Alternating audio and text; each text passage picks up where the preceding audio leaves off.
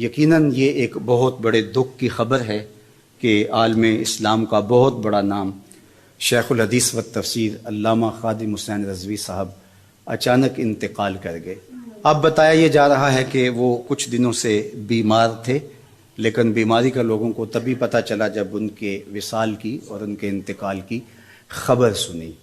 انہوں نے جس طرح سے زندگی گزاری اس کا گوشہ گوشہ آپ کے سامنے ہے، اور آج وہ اس دنیا سے سرخرو ہو کے اللہ کے حضور پیش ہو رہے ہیں۔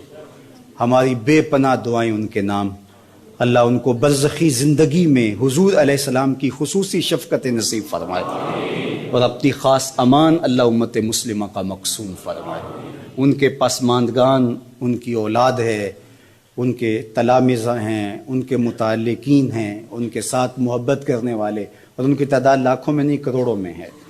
اللہ سب کو صبر عطا کرے اور ان کو اپنے جوار رحمت میں جگہ نصیب فرمائے، ان کی قبر کو وسیع، کشادہ، منور، خوشبودار اور ٹھنڈا کرے، اور اللہ ہم سب کو حضور کی غلامی کا نور عطا فرمائے۔